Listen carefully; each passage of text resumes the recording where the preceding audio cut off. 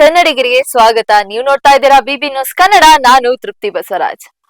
ಚಿತ್ರರಂಗದಲ್ಲಿ ತಮ್ಮ ಅಪ್ರತಿಮ ದೇಹದಾಢ್ಯತೆ ಮತ್ತು ಗಂಭೀರ ನಟನೆಯ ಮೂಲಕವೇ ಹೆಸರುವಾಸಿಯಾದ ನಟ ರಾಣಾ ದಗ್ಗುಬಾಟಿ. ಬಾಹುಬಲಿಯ ಬಲ್ಲಾಳ ದೇವ ಅಂದಕ್ಷಣ ನಮಗೆ ನೆನಪಾಗುವ ಆ ದೈತ್ಯ ಪ್ರತಿಭೆ. ಆದರೆ ಬೆಳ್ಳಿ ತೆರೆಯ ಮೇಲೆ ಅಷ್ಟು ಶಕ್ತಿಶಾಲಿಯಾಗಿ ಕಾಣುವ ಈ ನಟನ ನಿಜ ಜೀವನದಲ್ಲಿ ದೊಡ್ಡ ಬಿರುಗಾಳಿಯೇ ಇದ್ದಿತ್ತು.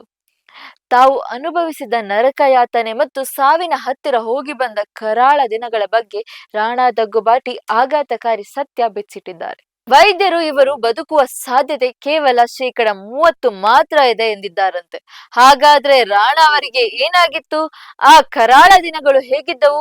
ಕಂಪ್ಲೀಟ್ ಮಾಹಿತಿ ಇಲ್ಲಿದೆ ನೋಡಿ. ನಟಿ ರಿಯಾ ಚಕ್ರವರ್ತಿ ಅವರ ಚಾಪ್ಟರ್ 2 ಪಾಡ್ಕಾಸ್ಟ್ ನಲ್ಲಿ ಭಾಗವಹಿಸಿದ್ದ ರಾಣಾ ಮೊದಲ ಬಾರಿಗೆ ತಮ್ಮ ಕಿಡ್ನಿ ವೈಫಲ್ಯ ಮತ್ತು ಹೃದಯ ಸಂಬಂಧಿತ ಗಂಭೀರ ಸಮಸ್ಯೆಗಳ ಬಗ್ಗೆ ಮುಕ್ತವಾಗಿ ಮಾತನಾಡಿದ್ದಾರೆ. ಬಾಹುಬಲಿ 2 ಬಿಡುಗಡೆಯ ನಂತರ ರಾಣಾ ಅವರಿಗೆ ಕಿಡ್ನಿ ವೈಫಲ್ಯ ಕಂಡು ಬಂದಿತ್ತು.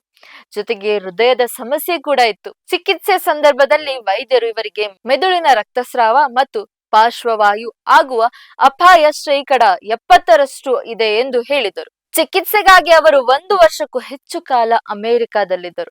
ಉಪ್ಪಿಲ್ಲದ ಊಟ ಸೇವಿಸಿ ಕೇವಲ ಬದುಕುಳಿಯುವ ಗುರಿ ಇಟ್ಟುಕೊಂಡು ಹೋರಾಟ ನಡೆಸಿದ್ದರು. ಈ ಅನಾರೋಗ್ಯವು ರಾಣಾ ಅವರ ದೈಹಿಕ ನೋಟವನ್ನು ಬದಲಿಸಿತು.